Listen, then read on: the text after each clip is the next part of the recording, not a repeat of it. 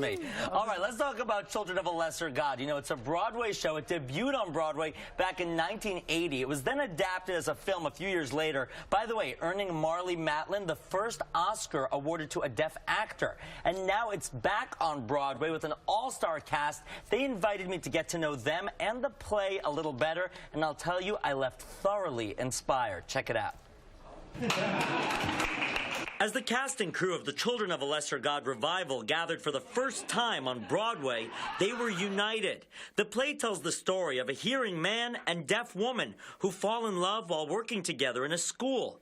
And this group is transcending the barriers that are so often constructed between the deaf and hearing communities. There's a lot of deaf talent out there that is on the rise. For producer Niall DeMarco, who won both America's Next Top Model and Dancing with the Stars, this show sends a clear message. A lot of people think that deaf people don't have a culture or don't have their own language. And we have a thriving culture and a beautiful language and a huge deaf community.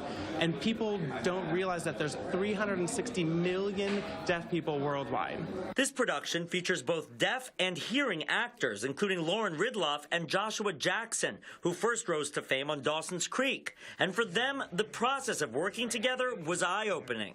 What you learn is if you take the time and you have the patience and with an open heart try to bridge that gap, get into your own uncomfortable place, right? So often I think the reason that we don't hear each other is because it's our discomfort that makes us shut down. This is a love story about two people that really love each other. It doesn't matter their differences, their culture, their language, their modes of communication. And I hope that people will remember that when they look at other people that they already have in their lives. Start listening to each other. Director Kenny Leon has been leading the charge in bridging the barriers on stage. The challenge is trying to listen and respect everybody in the room. And on the first day of rehearsal, I said, look, let's not tiptoe around each other because we're going to offend each other. He said, we're going to have conflict. We're going to have misunderstanding because we're human. And then you add that extra layer of being deaf and hearing.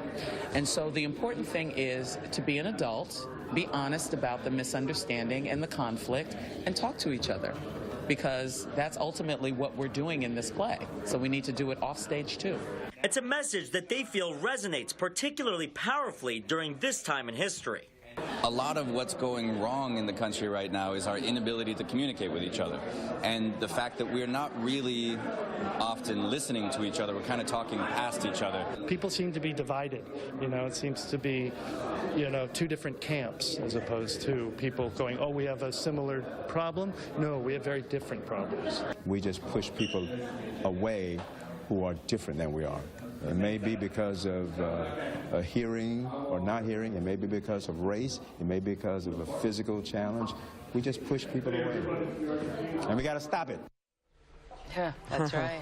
And Children of a Lesser God at Studio 54 starts previews today and opens officially on April 11th. For details, just go to childrenofalessergodbroadway.com. But really a beautiful thing. Thoughtful. Exactly. Really redefining what it means to listen. I love, and beautiful cast. Absolutely. All stars. All right. Thanks, guys. We are not having